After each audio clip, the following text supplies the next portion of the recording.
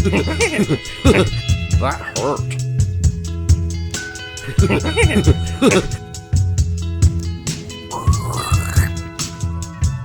More verticality.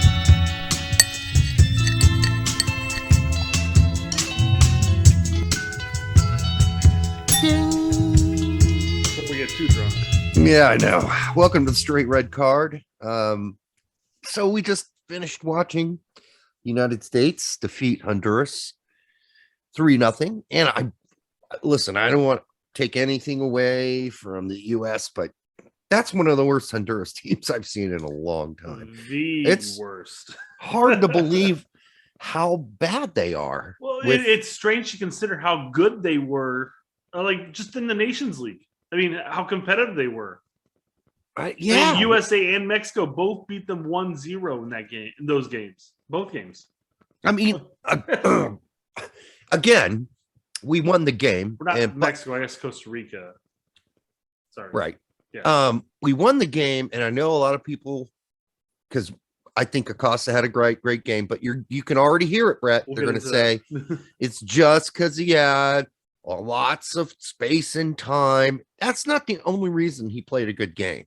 He played a good game because those set pieces were fucking spot on. I'm sorry, except for one. Except for one, and I'm not sure what it is with even with the cost on those some of those corner kicks. We're still going that near post. It has to be a game plan. It has to be set up by Berhalter saying, "Hey, on corner kicks, go near post. We'll slip at far post, open goal." Nah, but those were accurate. Yeah, unlike Pulisic's near posts were not accurate. I believe I texted you in the game. I'm like, it's a shame that our best free kick taker happens to be Acosta, because he's probably going to sit the bench more than he'll start games. Well, if he keeps playing like this, who knows? But he won't. But I mean, won't be playing a six. You'd have to sit Adams. Yeah, exactly. Yeah, you have to play him in the midfield, which is possible. He's played 8 definitely for us. So I mean, it's not out of the question. Right. I mean, he's almost worth having on the field just for set pieces. I mean, play him at left. Oh, no, not left back. No. I don't know where you play him, but it'd be nice to have him on the field somehow. Can we play with 12 players on the pitch? Can we play with 12? Could we? Just so he can come in and, or it could be like high school soccer where, American high school soccer. Sub on. Yeah, you can just sub motherfuckers off and on. It's a corner kick. Sub on Acosta. Sub on Acosta. I mean, that would be great if that were, we played more basketball style, but guess not. I mean, I know that his performance is going to get discredited here, but it is against, like we said, the worst Honduras team I can recall. Yeah, I can't. In my memory. Now, mind you, I've drained enough brain cells with liquor that I might not have the best memory, but I always recall Honduras being a very competitive team. Since you were a child. As far as I can recall. Yeah, since you were probably a young child and still in middle school, yes. But I mean, he still went out there and he still kicked ass. And then, mind you, it's going to be difficult for us to really go through this and find any really poor performances. Right. But I mean, it's still. I mean, he had 3 assists off of set pieces, and that's what we've been desperately missing. So I've got to disagree with Fox Sports, and I'm going to flat out state that instead of McKinney getting man of the match, I think that Acosta gets man of the match, hands down. I would agree, and McKinney would come in second for me, and maybe Turner in third, just for his dick not falling off, freezing and falling off during the game. You got to get rid of those hand warmers, man. Oh no! Speaking of which, you had a comment about somebody made a comment about the cold. What was that? Well, yeah, somebody quoted. Oh, they quoted. I pulled on my phone. Sorry, I'm looking at my computer for this. So yeah, somebody had quoted you and said like, "Well, Derek predicted it properly." That's saying that some players are going to leave the field with a frostbitten testicle.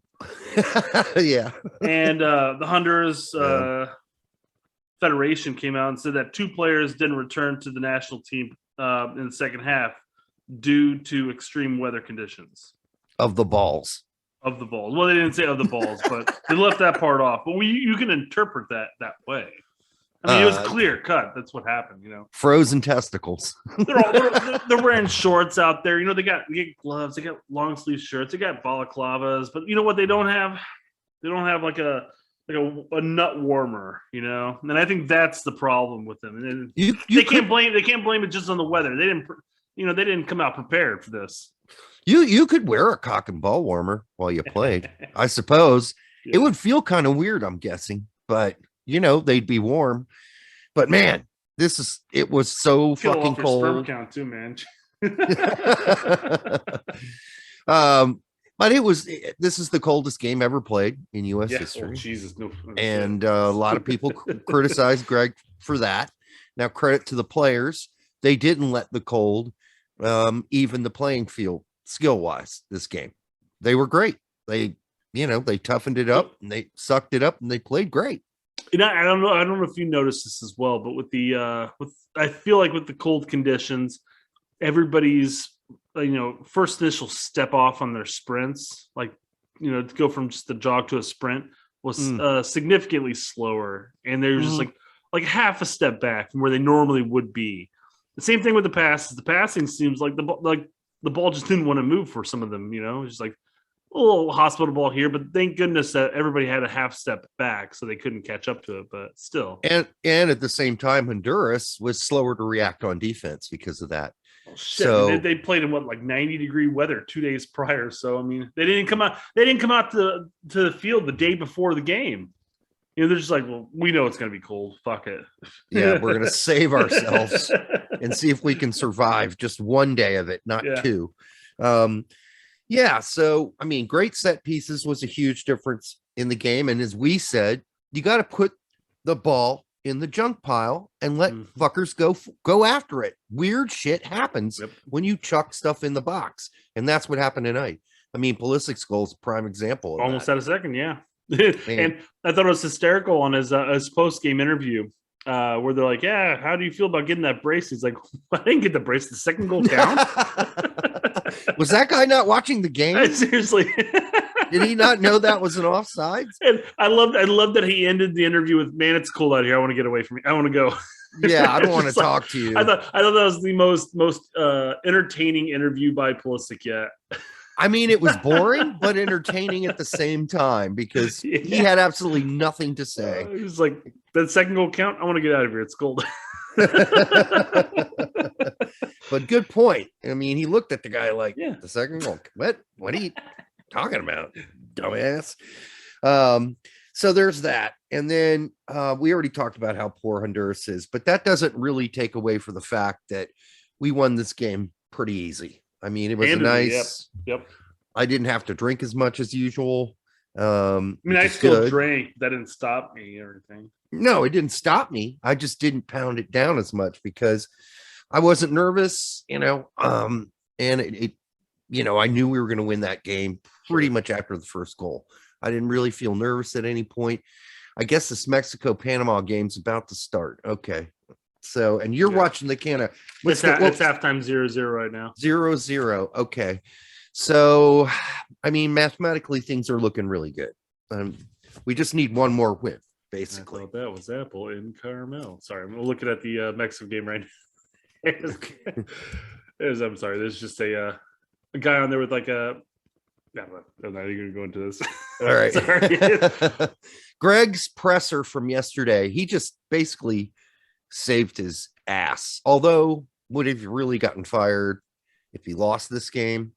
I mean, you had Lawless saying maybe Lawless so. Said Herc said it. Kegolaza said it.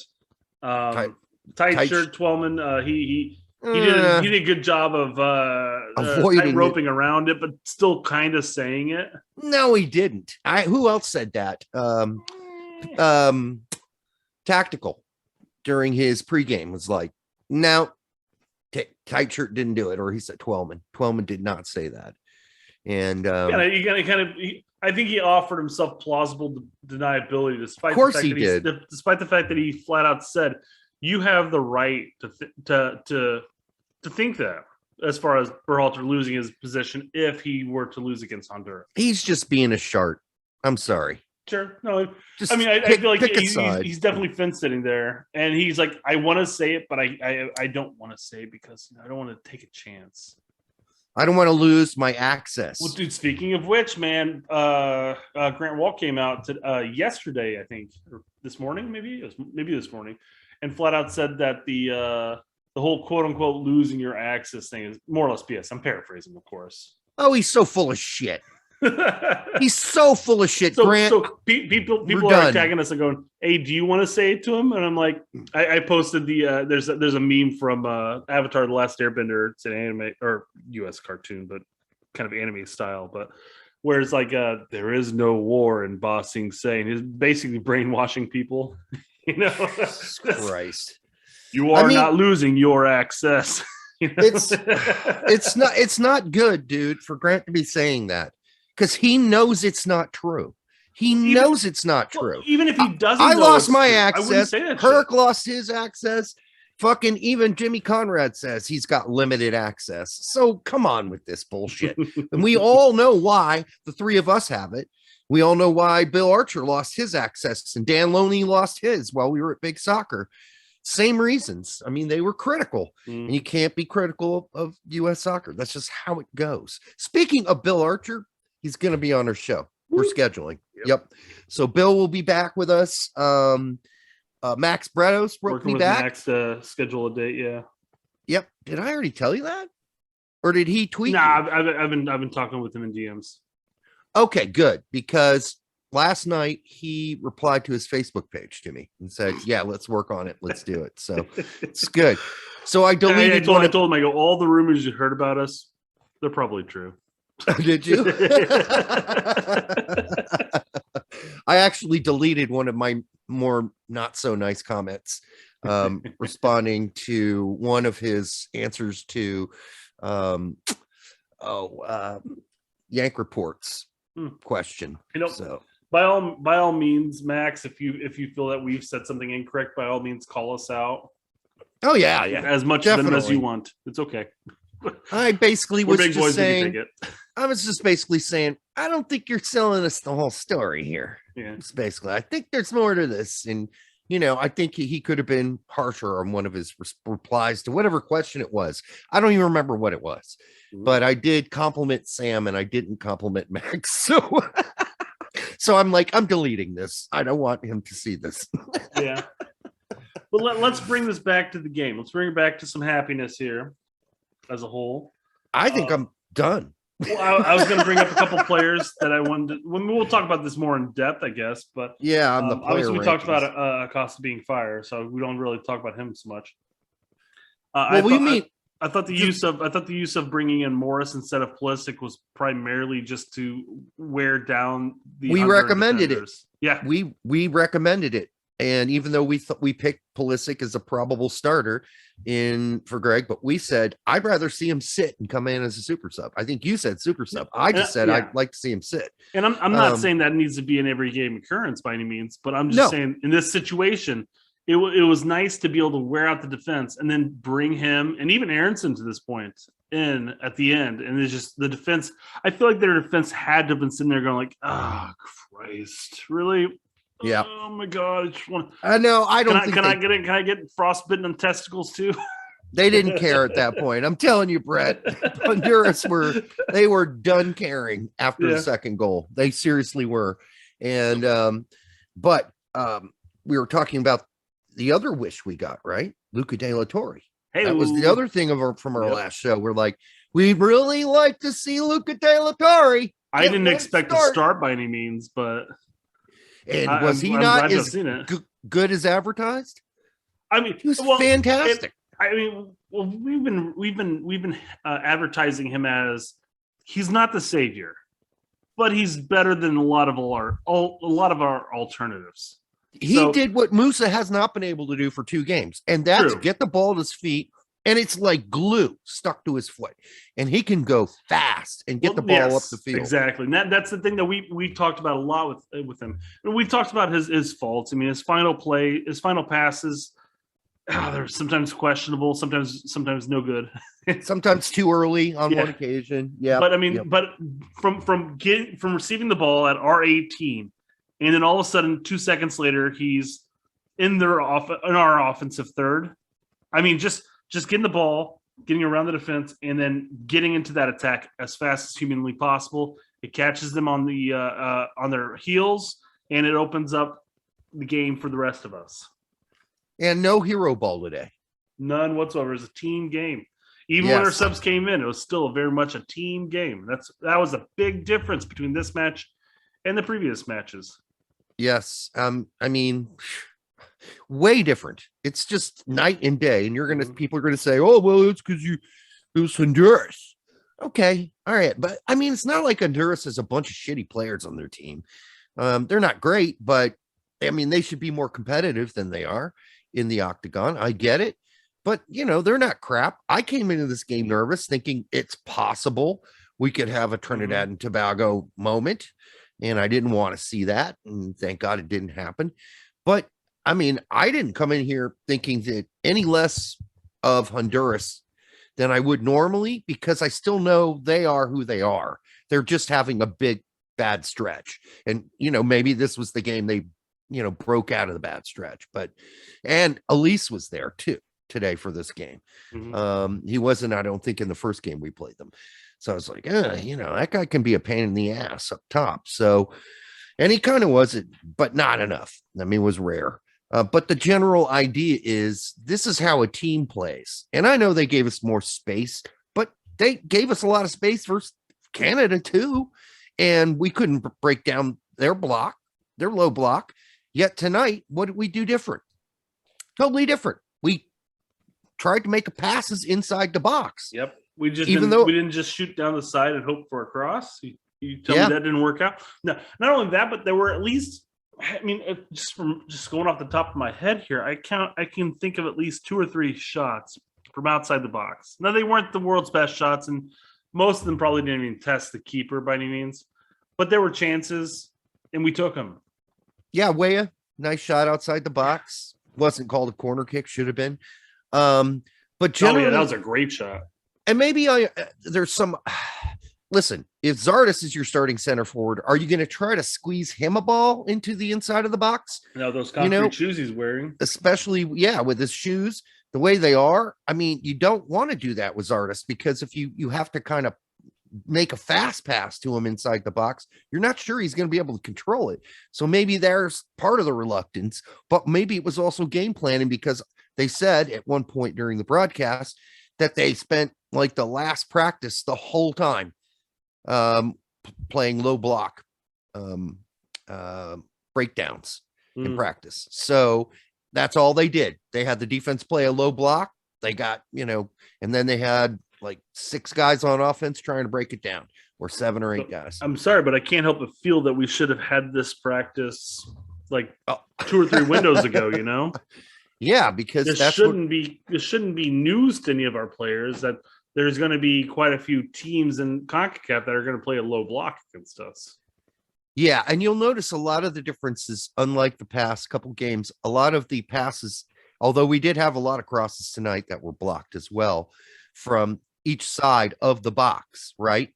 But then we would pass it to the top of the box. We'd get it out of that, and the guy on the top of the box would move in, and he'd try to squeeze into somebody in the box, which was usually 2 or 3 guys tonight, unlike other games when it was 1 guy and or 2 at most. So a lot of things changed tactically here. At the very minimum, one thing that I noticed with our 9 with Pepe is, even though he checked back and he cut over to the side, he did everything he could just to get a touch on the ball. After he got that initial touch and laid it off, he was immediately inside the box. Now, of course, he had a couple of half chances, nothing great by any means, but the energy was there, and he was getting in those positions, and that's half of the battle, Yeah, he did pull that one wide. I thought he was really going to score right there. Yeah, so did I. Kind of but funny. Hindsight's 2020. He probably should have laid that off to Weston. Yeah, probably right. But I mean, as your striker, you wanted to take those shots. I mean, that's what you want. So I didn't have any fault with that by any means. No, I didn't. I mean, he was right outside the box. There's no one in front of him. He just ganked it to the left. And then that was funny when Roldan missed his shot, and they said, Roldan has never scored in his 30 appearances for the United States. And it's like, yeah, that's exactly why. Yeah, he can't shoot. Yeah, I'm happy he took the chance at least. That's all that matters. It's sad that we're at that point now where I'm just happy that we're taking chances. Yeah. You know, because there were plenty enough games where we have few and far between chances. But I'm just happy, even if Roldan misses an open opportunity there, I'm just glad that he took it. Yeah, and this pretty much cancels all the Berhalter out people. You're done. Berhalter out is not happening. It wasn't happening anyhow. I mean, personally, yeah, and I agree. I don't think it was going to happen anyways. Somebody was asking for our take on that, but it's pretty risky to do anything but keep him at this point. We've got one window left. I mean, right? You can't bring a brand new coach that you're going to keep in next cycle, because I doubt there's anybody just sitting there waiting for it. Yep. And the only other option you have is bringing in either another MLS coach for one window, or bringing in just an assistant coach to take over. And I feel like it's a lot of the same thing. It's not going to happen that late. It's not going to happen. No, it's not going to happen. First of all, he's in the clique, so just get that in your heads. He's in the clique. He's in the USS clique. He's in the buddy pool with McBride and Ernie Stewart and the guys on the board at US Soccer. He's in that clusterfuck. That's where he's at. So those guys they're going to give him every last chance. And no, we're not going to switch managers before the World Cup. That ain't happening either. So Greg's going to get his shot, and we'll see what happens after that. But I mean, we just going to have to learn to live with it. We all do. And that doesn't mean our criticism of Greg's going to slow down in any way. But sorry, you may have just heard my phone alarm go off, but I just realized that my daughter on the car ride home turned every single alarm on. Yeah. Glad that I found this now. On your car? On my phone. Oh, why does she do things like that? Boredom? Probably. Cancel that. Yeah. I remember once my son. So we used to have those old window air conditioners, and it was still plugged in, and he thought it was hot. I think he was like 6 or 7. Somewhere around there. He thought, well, it's on the floor, and it was still plugged in, or he plugged it in, and then he pushed go. Like he started the air conditioner in the room. And of course, that's not going to go very well if it's not got a window to hang out of. So kids do the weirdest things. There's no doubt about that. What else did turned on a sleep alarm that I couldn't turn off there for the longest time. She's like, hey, make sure you go to sleep. I'm like, fuck off. I'm a grown ass adult. I can go to sleep when I want to go to sleep. This did save Greg from his interviews, which he was getting ridiculed for by everybody, including, pardon the interruption, and Stephen A. I mean, everybody was coming after him at this point. At least him going into this most likely as post press, where he says we dominated the game. At least now makes sense. Well, dude, in the pre-game presser for this game, he said, "Don't down." He said, "Oh yeah, Canada actually played a back six in the game." No, they never really went to a back 6-5 at most. Back six wouldn't even make sense. The field was so thin, it wouldn't have made it. And there's no way holding hands all the way across the field. There would have been like a guy every 4 yards. So that's not what happened, Greg, and you know it. Then McKenny mouthed those same words later on in his interview in the same presser. Said a back six. No, dudes, they didn't play a back six. Was it said like this? Canada played a back six. Kind of. just trying to remember your lines, okay? Yeah, I mean, seriously, it was so ridiculous. And then he went on to say we had more expected goal stats. We have more expected goal stats for this game coming up against Honduras. Can we stop talking about expected goals? Can we please? Just go out and do them. Make them. Stop talking about them. Shut your pie hole. Stop talking about expected goals. Get your ass out of the statistics. don't get your head that deep in your ass is what I'm basically saying. That's ridiculous. That's what do they used to call that? Stagnation from whateveration. I don't know, but that's what it sounds like expected goals. I can't stand it. Some kind of a rock album. It's annoying, dude. It's really annoying, and I hope it stops. And then he reiterated, well, he said in this interview, unlike tonight, which he corrected, he said the goal of our window was to hold second place. The goal of this window was what a stupid comment that was. That is so stupid dumb. And somebody must have corrected him because he made a point during the after game interview to first say, or second. He said our goal was to hold first or second. He didn't just say second, which, you know, he's got to go look back at those last two pressers and just think, you know, I got to be better at that. You know, I get softballs and I'm still answering. Can I talk about my Starbucks cups more? No Starbucks cups in the last two pressers. Something that got me with Greg also. And I'm sure this is going to make some YouTube videos as well. But man, it was had to been like in the 80th minute. I mean, it was clear and obvious that we were going to win. But he's over there in the stands taking photos with people. Selfies, yeah. Like, there was a delay in the game. I'm just like, is Greg over there taking photos with people? He's got to get all the fans he can on his side. Trust me, because there are a lot of haters out there right now, and you know they hate Greg. And I just want to say, we don't hate Greg. There's nothing about it's not hate. Okay, we just disagree with him a lot. We just think he does some weird shit on occasion that needs to be called out. Well, I mean, and I think he's even realized some of the things he said were foolish, i.e. the correction tonight. Well, about it's the same second place. Same mentality when we start saying like Roldan, Leggett don't deserve a spot here. You know, Zardes really, what does Zardes bring to the team? It's not saying that they're bad people or bad players. We don't dislike them by any means. We're just saying that they're not up to par, you know, they're not up to snuff. Right. So it's the same thing with Greg. I mean, he can get stuff right. Don't get me wrong, but he makes a lot of dumb mistakes. He does. And he should be called out for them. That's all. We're here. Oh, by the way, Austin Trusty. That's why we're here. That's why Pete's here. That's why Tack's here on the level, and a lot more from Sam recently. So Sam's not holding back.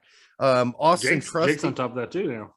Oh my God, that Jake's last two videos after the last game were so depressing to watch. They were great, but it's like you could really see he was torn up. He was torn up by it baffled by it, as we all Jake, were. Yeah, Jake is like, you know, the happiest, luckiest type of commentator out there. You know. No, I get it. And then he comes out there and he's like, "Oh my God." Yes. What was that? He doesn't yell like you and I yell, you know. He still stayed calm, but you could tell he was definitely affected by not only the presser after the game, but especially the game itself. Yeah. But good stuff, Jake. Keep it up. Keep it up. Austin Trusty, did I mention? You just started to. Yeah, he got loaned back to Colorado. So no move to Arsenal. Philippe Sandler, the Man City kid, who has a dual, he's a Dutch American. He is a 24-year-old center back. He got a free transfer from Man City to Feyenoord. So there you go. A lot of players going to Feyenoord. We might actually see this dude play. He's been, he had that long injury too. George Bello to Arminia Bielefeld is official. It's done. Derek, we've been told this is not on topic, man. I don't care. I'm squeezing these in. In the anticipation that the next video with the player ratings is going to take a lot longer than we thought. Derek, this one's already a long one, so I know. So let me get these. I'll let you finish it. Go for it. Yeah, Pfak does not go to Venezia. But another player, Chris Martin from Young Boys, did go to Venezia. So there, some of that sniffing was somewhere in the right direction. No Turner move yet to Arsenal. Eric Palmer Brown finally also broke the chains for Man City, and he got a free transfer to Troyes for trois. Joel Sonora got loaned again from Banfield, this time to Vela Sarsfield, still staying in the top division.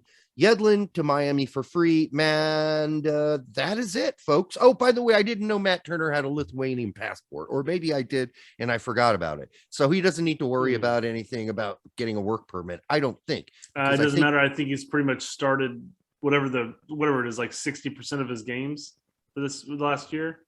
Yeah, I think he's met it regardless, you know. Yeah, it used to be higher than that. Oh, by the way, the other funny thing was Caden Clark called or faced called. What is that called on the phone when you face call somebody? FaceTimed.